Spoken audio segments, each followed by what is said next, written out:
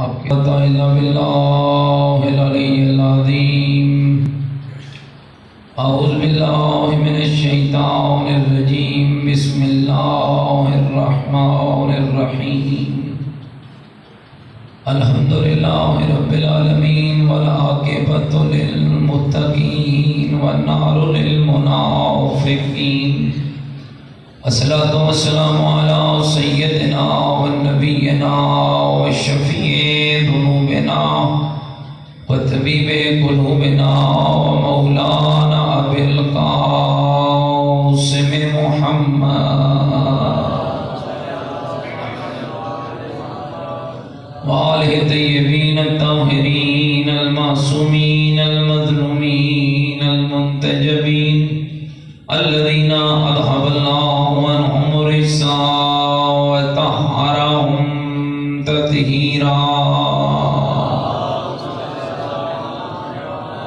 ورحمۃ اللہ علی احبابہم وشیعتہم وموالہم ومحبیہم اجمعین ولعنۃ اللہ علی اعدائہم الکنین اما بعد فقد قال الحکیم فی القرآن المجید وقوله الحق وهو اصدق القائلین بسم اللہ الرحمن الرحیم لئن شکرتم لأزیدنکم ولئن کفرتم ان عذابی لشدید قال الرسول صلی اللہ علیہ وآلہ وسلم یا علی انت وشیتک هم الفائزون بلند صلوات پڑھیں محمد نعرہ تکبیر نعرہ تکبیر نعرہ تکبیر نعرہ رسالت نعرہ رسالت نعرہ حیدری نعرہ حیدری حسینیت مل کے بولو حسینیت اپنی ایمان کا اعلان کرو حسینیت عقیدوں کا اظہار کرو حسینیت نیکیوں کا وعدہ کرو حسینیت سیرت آل محمد علیہ السلام پر چلنے کا عہد کرو پوری طاقت سے جواب دو حسینیت یزیدیت یزیدیت یزیدیت یزیدیت بلند الصلوات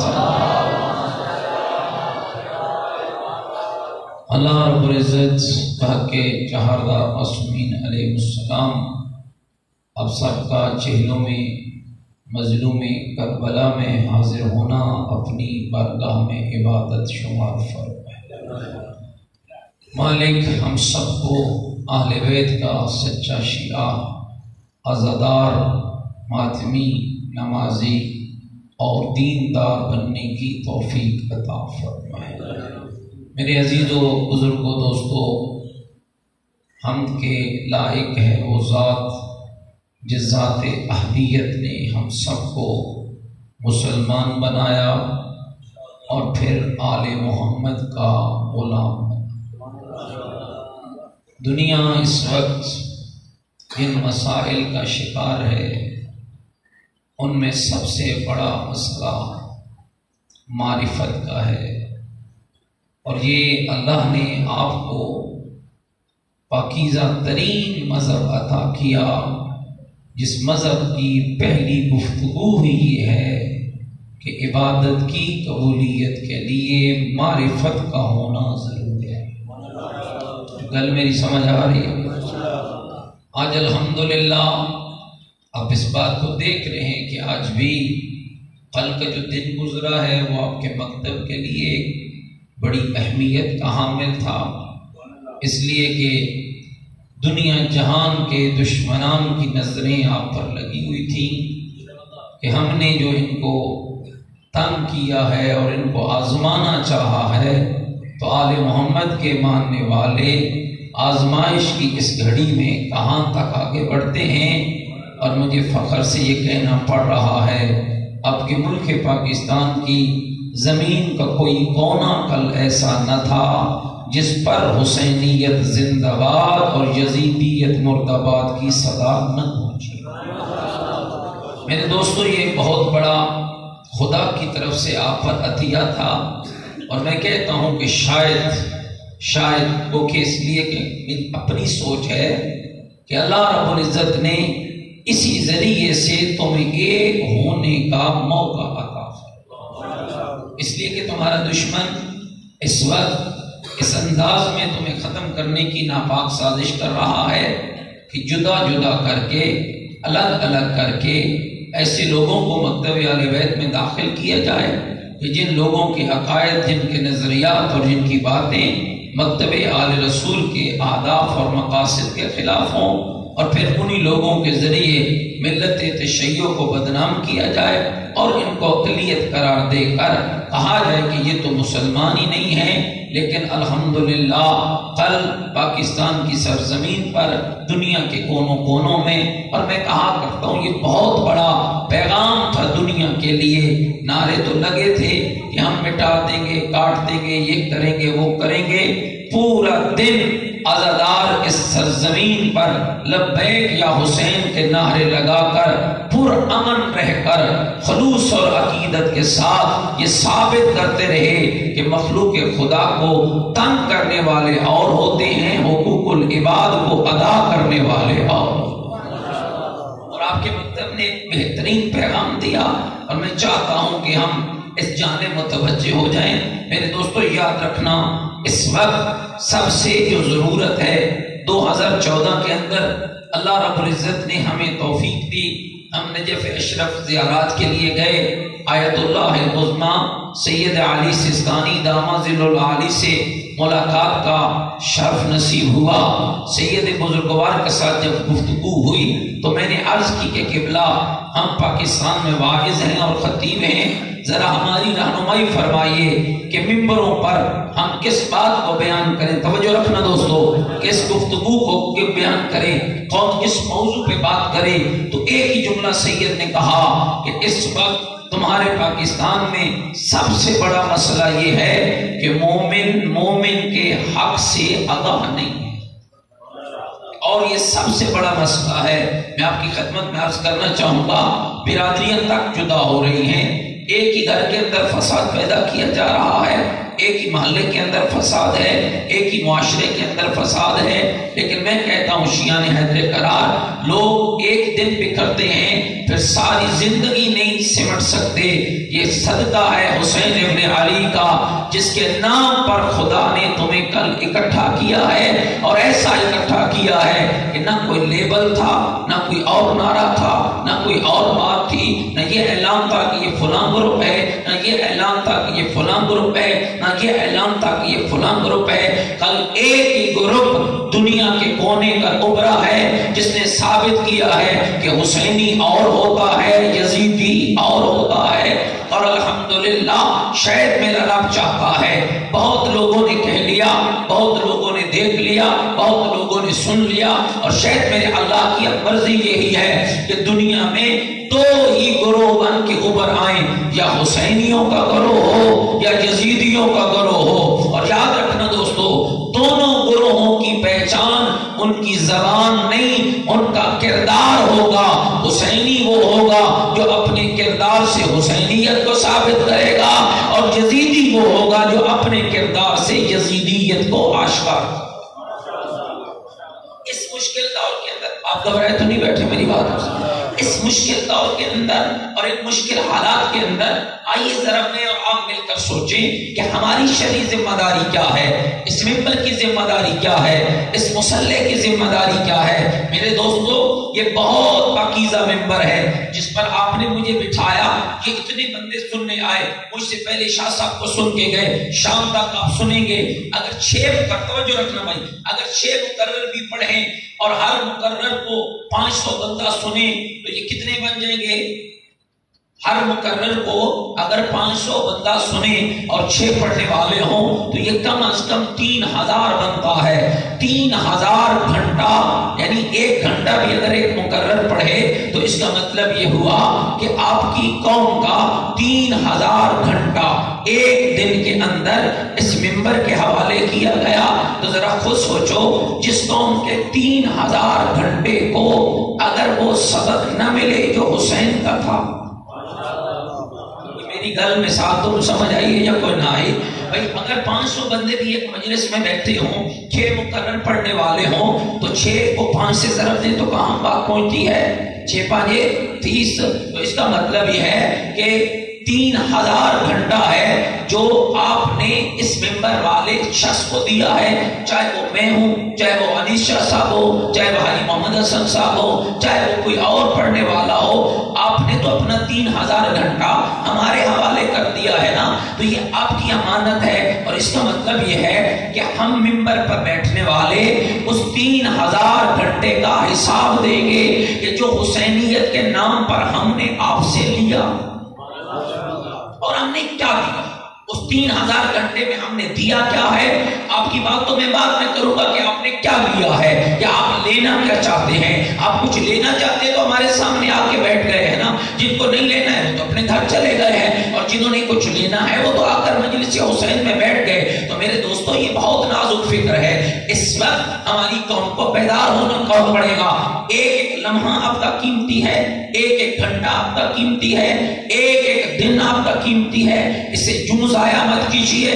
جیسے آپ کا دشمن آگے بڑھ رہا ہے اس کے مقابلے میں آپ بھی آگے بڑھیے، لیکن آنے والے دور کی جو جنگ ہے وہ تلواروں کی جنگ نہیں ہے، وہ کلاشنکوفوں کی جنگ نہیں ہے، وہ علم کی جنگ ہے، وہ عمل کی جنگ ہے، وہ عقیدے کی جنگ ہے، وہ عبادت کی جنگ ہے، وہ تقوی کی جنگ ہے، وہ حسن معاشرت کی جنگ ہے، وہ اخلاق کی جنگ ہے، وہ پاکیزہ کردار کی جنگ ہے، وہ سیرتوں کی جنگ ہے، وہ اعلیٰ ظرفوں کی جنگ ہے، وہ اعلیٰ اقدار کی جنگ ہے، وہ مذہب اہل بیت کی جدیدیت کے خلاف جنگ ہے کہ جس نے زمانے کو باور کرانا ہے، ڈنڈے اٹھا کر لوگوں کی گردنوں کو جھکانے والے اور ہیں، کردار پیش کر کے دلوں کے حکومت کرنے والے اور آپ اسی پچھلے مہینے ناراض تو نہیں ہوگے میری باتوں سے، اسی پچھلے مہینے کے اندر آپ نے دیکھا ایک گروہ نکلتا ہے، نہ کوئی امام برگاہ محفوظ تھا، نہ کوئی مسجد محفوظ تھی، لوگوں کی ریڑھیاں اڑا لی گئی، مزدوروں کے ساتھ بدتمیزی کی گئی، پورا پاکستان۔ اور جو فگر میں نے رات کو نیٹ پہ دیکھے ہیں، تقریباً 1 کروڑ سے زائد شیعہ حیدر کرار کل فقط پاکستان کی سرزمین پر نکلے ہیں۔ مجھے دنیا بتائے تو صحیح، یہ تہذیب کا درس نہیں تو اور کیا تھا، یہ اخلاق نہیں تو اور کیا تھا، یہ حسین کا درس نہیں تھا اور کیا تھا۔ یعنی 1 کروڑ سے زائد بندہ گلیوں میں نکلا ہے۔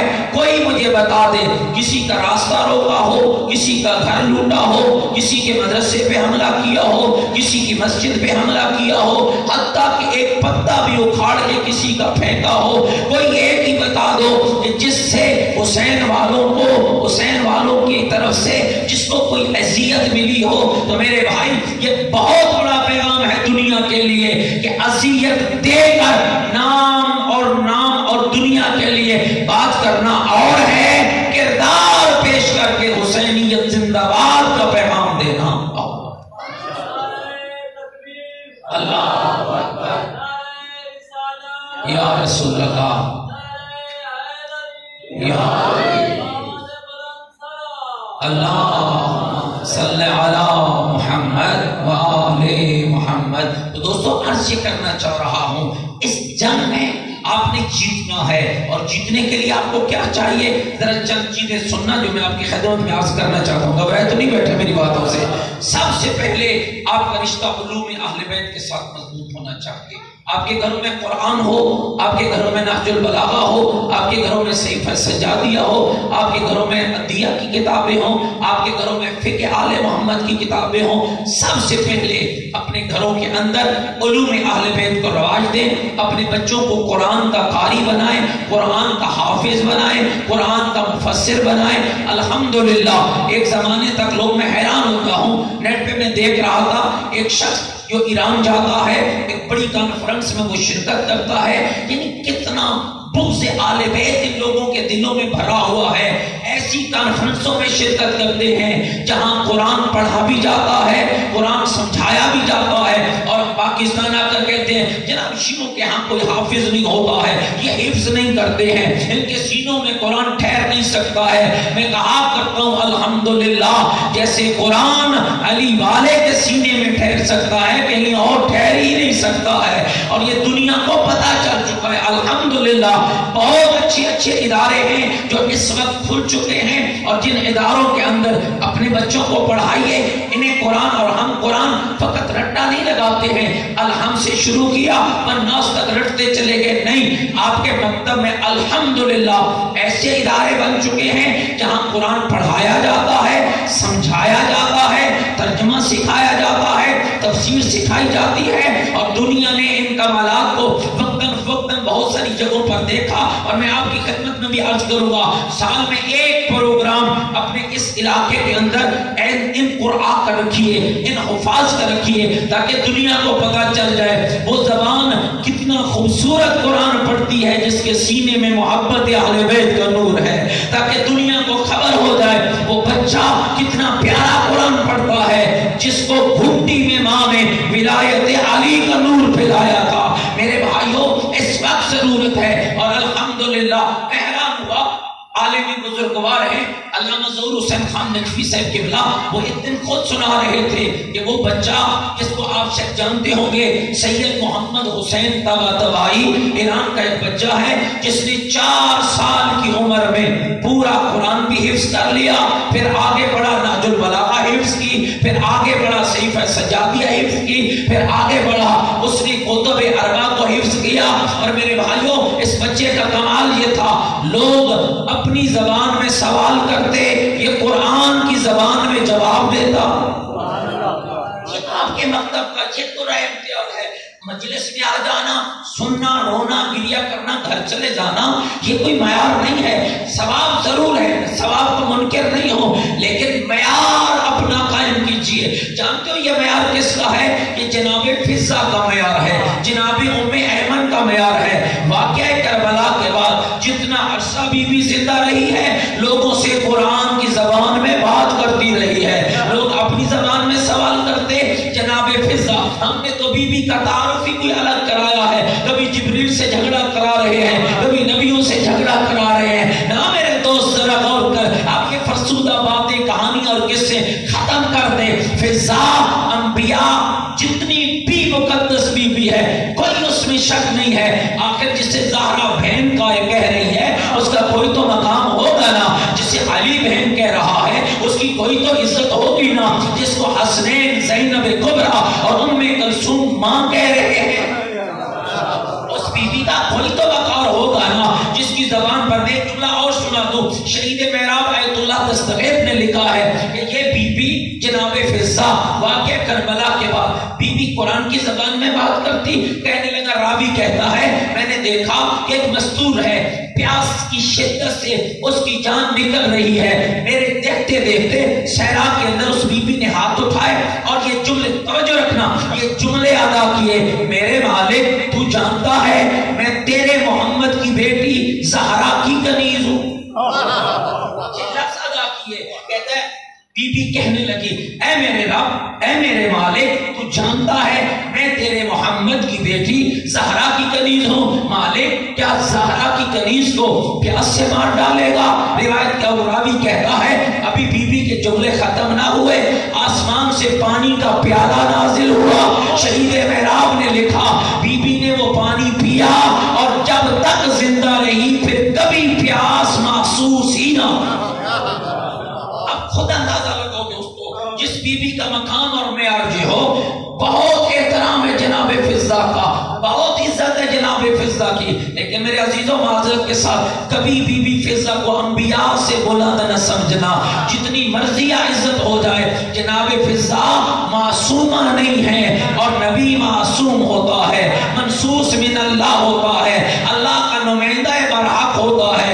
یہ فقط لوگوں کی بنائی ہوئی باتیں ہیں، اور یہ دشمن کی سازش ہے، ان کو ایسے آپس میں مکس کر دو کہ یہ ساری زندگی سوچتے رہ جائیں کہ آدم کیا ہے اور فضہ کیا ہے، نوح کیا ہے اور فضہ کیا ہے، ابراہیم کیا ہے اور فضہ کیا ہے۔ میں اپنے مکتب کی نمائندگی کرتے ہوئے طالب علم ہونا پوری ذمہ داری سے کہہ رہا ہوں، بہت عزت والی بی بی جناب فضہ ہے، لیکن نبی کا مقام نہیں ہے، اس لیے کہ نبی منصوص من اللہ ہوتا ہے، نمائندہ الہی ہوتا ہے، جس پر وحی نازل ہو اس کی عزت زیادہ ہوتی ہے، اس کا مقام زیادہ ہوتا ہے۔ جس کو رب خلیل بنا کر بھیجے، جس کو رب کلیم اللہ بنا کر بھیجے، جس کو رب روح اللہ بنا کر بھیجے، گھبرا تو نہیں ہے؟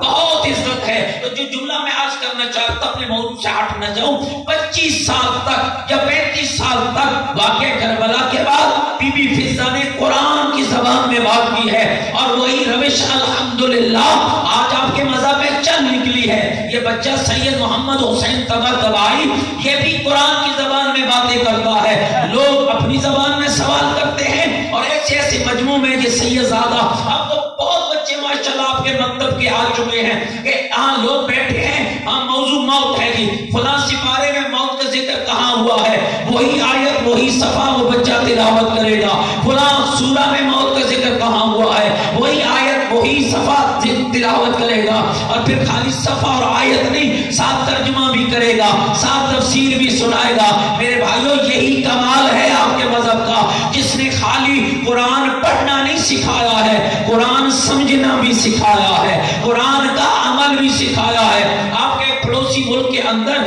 جہاں تبرک کا کوئی رواج نہیں ہے، وہ حضرت طباطبائی کو لے جایا گیا، بالکل کم سن و خیز بچہ تھا، اور اس ملک کے مذہبی امور، توجہ رکھنا، مذہبی امور کے وزیر نے، یعنی آپ حیران ہوں گے، وہاں تبرک نیاز ان چیزوں کی کوئی اہمیت اور لفظ نہیں ہے، بلکہ وہاں تو لوگ پکڑ پکڑ کے جب حاجی جاتے ہیں نا، پکڑ پکڑ کے کہتے ہیں یہ کیوں کر رہے ہو، یہ بدعت ہے، یہ کیوں کر رہے ہو، یہ بدعت ہے۔ اس ماحول کے اندر سید محمد حسین طباطبائی کو بٹھا کے کہنے والا یہ کہنے لگا، جب قرآن سے سوال کیے اور سید نے جواب دیے، اور میں کہتا ہوں یہ جواب سید نے نہیں دیے، یہ اس تربیت نے دیے ہیں جو اس کی ماں اور اس کے باپ نے دی ہے، یہ اس مذہب نے دیے ہیں جس کی محبت یہ اپنے سینے میں رکھتا تھا۔ میرے بھائیوں زندہ جاوید موجودہ اس کا لقب قرار پایا ہے، اور میں کہا کرتا ہوں یاد رکھنا معجزے وہاں ہوتے ہیں جہاں محبت اہل بیت ہوتی ہے، جہاں سیرت اہل بیت ہوتی ہے، جہاں علم اہل بیت ہوتا ہے، جہاں کردار اہل بیت۔ ناراض تو نہیں ہوگی میری بات؟ مل کے صلوات پڑھیں ذرا محمد و آل محمد۔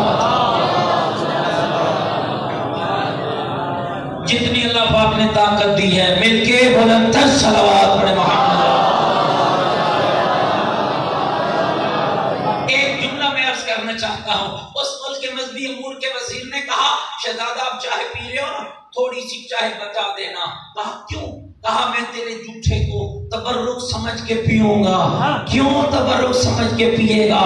کہا ان ہونٹوں کا کیا کہنا جن سے اللہ کا قرآن نکلتا ہے، ان کا کیا کہنا اس سینے کا جس سے اللہ کا قرآن نکلتا ہے۔ پھر آخری جو جملہ ہے ذرا غور کرنا، پھر وہ کہنے لگا شہزادے کچھ مانگیے جو آپ کا دل چاہے، ہم آپ کو دینے کے لیے تیار ہیں۔ اب کوئی لفظ نہیں ادا کیے، قرآن کی اس آیت کو پڑھا، سنا دوں وہ آیت کیا تھی۔ شہزادے کو جب کہا نا کچھ مانگیے میں آپ کو دینا چاہتا ہوں، فوراً پڑھا قل لا اسألکم علیہ اجرا الا المودۃ فی القربى، مجھے کچھ نہیں چاہیے، اگر کر سکتے ہو تو آل محمد سے مودت کا حق ادا کرو۔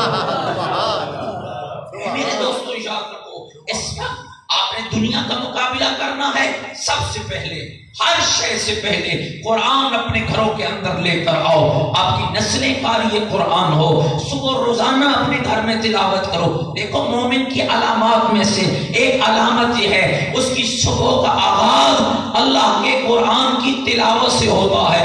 آپ زیادہ نہ کیجئے، مصروف آدمی ہے نا، آپ زمیندار ہیں، آپ کا بھائی وہیبہ ہے، آپ کی بڑی مشکلات ہیں، صبح اٹھیں 5 منٹ اپنی زندگی میں سے قرآن کو دے دیں۔ کتنے منٹ؟ مل کے بولو کتنے منٹ؟ 5 منٹ اپنی زندگی میں سے قرآن کو دے دیں۔ 5 آیتیں روزانہ پڑھیں، ان کا ترجمہ پڑھیں۔ اگر ایک دن میں آپ 5 آیتیں پڑھتے ہیں تسلسل کے ساتھ، سال کے کتنے دن ہیں؟ 365۔ اب 365 کو 5 سے ضرب دے دو تو 2 سالوں میں تو پورے قرآن کو ترجمے کے ساتھ پڑھ لے گا، اور جب ایک مرتبہ تو نے اللہ کی کتاب کو ترجمے کے ساتھ پڑھ لیا پھر تجھے سب کچھ پتا چل جائے گا. توحید کیا ہوتی ہے, عقیدہ کیا ہوتا ہے, عبادت کیا ہوتی ہے, تقویٰ کیا ہوتا ہے, اخلاق کیا ہوتا ہے, نبی کون ہوتا ہے. اس لیے کہ قرآن نے ہر شے بتائی ہے نا, لا رب ولا یابس الا فی کتاب مبین. ہر خشک و تر کا ذکر ہے جو اللہ نے اس قرآن میں نازل کیا ہے. اور دوستو آگاہ رہو, یہ اتنی طاقتور کتاب ہے میرے رب کی. سورہ مبارکہ حشر میں فرمایا لو انزلنا ھذا القرآن علی جبل لرأیتہ خاشعا متصدعا من خشیۃ اللہ. ہمارا قرآن اتنا طاقتور ہے, اگر پہاڑوں پہ نازل کرتے خوف الہی سے ریزہ ریزہ ہو جاتے. میں کہوں گا دنیا والوں خیال کرنا, کبھی محمد کو اپنے جیسا نہ کہنا. جس قرآن کو پہاڑ برداشت نہیں کر پایا ہے, اللہ نے اسی کے لیے فرمایا نزل بہ روح الامین علی قلبک. میرا محمد, ہم نے اسی قرآن کو جبریل کے ذریعے تیرے سینے پہ اتار دیا ہے, تیرے قلب پہ اتار دیا ہے. اور پھر کس انداز میں اس کی بات کی ہے, ان کنتم فی ریب مما نزلنا علی عبدنا فاتوا بسورۃ من مثلہ. وہ شک کرنے لگے نا, دنیا نے شک کیا پتہ نہیں یہ کیا کلام ہے. فوراً قرآن نے آواز دی, اگر شک کرتے ہو اس پر جو ہم نے اپنے بندے پر اتارا ہے, جاؤ اس کی مثل کچھ لا کے دکھا دو, جاؤ اس کی مثل کچھ لا کے دکھا دو. آپ کی طبیعتوں پہ بات کرنا تو نہیں گزر رہی ہے دوستو, ذرا غور کرنا. روایت کہتی ہے اس زمانے کا ایک بہت بڑا شاعر تھا جس کی حالت یہ ہوتی تھی کہ وہ شام کو مکے کی سرزمین پر نکلتا تھا, ہاتھ میں اس کے قلم ہوتا تھا. لوگ اپنی شاعری مجموعوں کو لے کر آتے تھے, وہ دیکھتا جاتا اور وہیں درستگیاں کرتا جاتا. جب سورہ مبارکہ کوثر نازل ہوئی, اِنَّا آتَيْنَكَ الْكَوْثَرَ فَصَلِّ لِرَبِّكَ وَانْحَرْ إِنَّ شَانِئَكَ هُوَ الْأَبْتَرُ. لوگ مکے کے لے کر سورہ کوثر کو اس کے سامنے گئے. 3 بار توجہ رکھنا, 3 بار قلم اٹھاتا ہے, سورہ کے قریب لے جاتا ہے, پھر ہاتھ رک جاتا ہے, پھر قریب جاتا ہے, پھر ہاتھ رک جاتا ہے, پھر قریب جاتا ہے, پھر ہاتھ رک جاتا ہے. جب تیسری بار ہاتھ رکا پھر بھاگنا شروع کیا اور بھاگتے ہوئے کہہ رہا تھا لوگوں یہ بندے کا نہیں کسی رب کا کلام ہے, یہ مخلوق کا نہیں خالق کا کلام ہے. تو میں عرض یہ کر رہا تھا, سب سے پہلے آپ کوشش کیجئے اپنے گھروں میں قرآن کی تلاوت کو جاری کیجئے, اپنے بچوں کو پابند بنائیے. جہاں لاکھوں روپے خرچ کر کے آپ اسے ڈاکٹر بنا رہے ہیں نا, وہاں قرآن کی تعلیم بھی اسے دیجئے تاکہ اس کو پتا چلے کہ جن اہل بیت کو میں مانتا ہوں ان اہل بیت کی زندگی میں اس قرآن کی اہمیت کیا ہے. میں ایک اور جملہ تیری توجہ کے لیے عرض کرتا ہوں میرے بھائی, یہ وہی قرآن ہے جس کو شب عاشور حسین ابن علی نے پڑھا, اور خالی پڑھا نہیں بلکہ اپنے ہاتھوں کو بلند کر کے کہا اللہم انی احب الصلاۃ و تلاوت کتابک. میرے مالک تو جانتا ہے حسین کو تیرے قرآن سے کتنی محبت ہے, تیری نماز سے کتنی محبت ہے. خالی حسین نے نہیں پڑھا, حسین کی زینب نے بھی پڑھا, حسین کی ام کلثوم نے بھی پڑھا, حسین کی سکینہ نے بھی پڑھا, حسین کی فاطمہ نے بھی پڑھا, حسین کے علی اکبر نے بھی پڑھا, حسین کے عباس نے بھی پڑھا, حسین کے قاسم نے بھی پڑھا. کہا بیبیوں کے خیموں سے اور ائمہ کے خیموں سے اور ان کے بچوں کے خیموں سے قرآن کی آواز آ رہی تھی. کیا یہ کربلا کا پیغام دنیا بھول جائے گی؟ ادھر خیموں میں شرابیں چل رہی تھی, ادھر قرآن پڑھا جا رہا تھا, ادھر نیزے تیز ہو رہے تھے, ادھر قرآن پڑھا جا رہا تھا. یہی تو وجہ ہے نا کہ آج بھی دنیا یزید کے ساتھ اپنا رشتہ جوڑتے ہوئے ڈر رہی ہے. اور تو وہ خوش نصیب ہے جس کو اللہ نے حسین جیسا مولا عطا کیا ہے, اور تو نے اپنا تعلق حسین سے جوڑا ہے. نہ کوئی خطرہ ہے, نہ کوئی تجھے شرمندگی ہے, نہ کوئی تجھے پریشانی ہے. کیوں پریشانی نہیں ہے کبھی سوچا؟ کیوں شرمندگی نہیں ہے کبھی سوچا؟ کیوں بے دڑک کہتا ہے حسین میرا ہے, حسین رب کا ہے, حسین سب کا ہے, حسین ہمارا ہے. یہ جملے آپ کیوں کہتے ہیں؟ یہ کون سی شے ہے جو تمہیں کہتے ہوئے نہ تجھے شرم آتی ہے, نہ تو جھجکتا ہے, نہ تو ڈرتا ہے؟ یہ کردار حسین ابن علی ہے. تو یہ یقین ہے کہ میرے مولا کا کردار اتنا بلند تھا, میں جہاں بھی چلا جاؤں حسین کل بھی زندہ باد تھا, حسین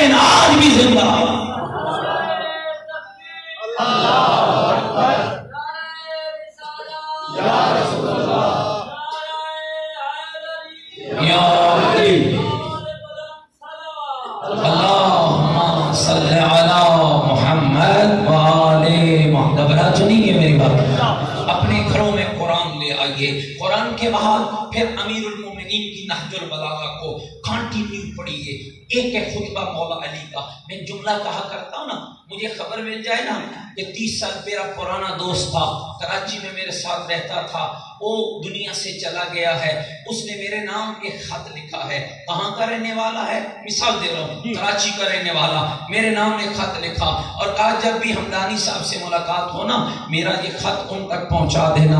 مجھے ایک فون آ جاتا ہے، میں مثال سمجھا رہا ہوں، سننا دوستو، ایک فون آ جاتا ہے، مولانا آپ کا ایک دوست تھا فلان نام کا، جانتے ہو؟ میں کیا کہوں گا آگے سے؟ ہاں جانتا ہوں، اگر شریف ہوں تو یہی کہوں گا کہ ہاں واقعاً جانتا ہوں۔ پھر مجھے کہا جائے گا حضور آپ کا دوست دنیا سے چلا گیا ہے اور اس نے آپ کے نام ایک خط لکھا ہے، میں کیا کروں گا؟ ساری مصروفیات چھوڑ دوں گا، ہائے پتہ نہیں میرے دوست نے میرے نام کیا لکھا ہوگا، پتہ نہیں میرے دوست نے میرے بارے میں کیا لکھا ہوگا، میں یہاں سے بس پکڑوں گا، گاڑی پکڑوں گا، جیسا بھی جانا ہوگا میں سیدھا پہنچ جاؤں گا۔ کتنا خط ہے؟ ایک خط ہے، اس میں لکھا کیا ہے؟ ہاں میرے دوست، ہم نے بڑا وقت اکٹھے گزارا ہے، بڑی باتیں کی ہیں، بڑی سیر کی ہے، یہی کچھ دوست کے نام لکھتا ہے نا۔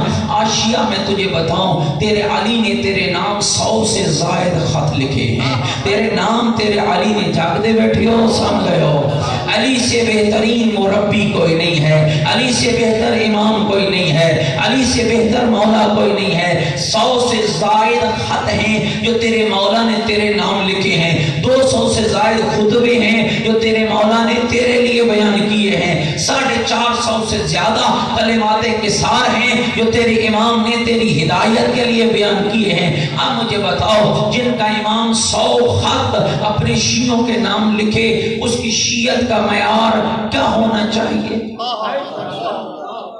اپنے امام، بھائی 100 خط تیرا امام تیرے نام لکھ رہا ہے، اور پھر عام خط نہیں ہے۔ امام کا کلام اور میرے کلام میں فرق ہوتا ہے، ذرا توجہ رکھنا بھائی، امام کے کلام میں اور ہمارے کلام میں فرق ہوتا ہے۔ ہمارا کلام چند لمحوں کے لیے ہوتا ہے، چند مہینوں کے، مل کے ایک صلوات دیجیے محمد والوں، پوری طاقت کے ساتھ مل کر بآواز بلند صلوات۔ آپ تھک تو نہیں گئے میری بات؟ ہاں، ہمارا کلام اور امام کے کلام میں فرق ہوتا ہے، ہمارا کلام کچھ لمحوں کے لیے ہوتا ہے، موقعوں کے اوپر ہوتا ہے، لیکن امام کا کلام ہمیشہ کے لیے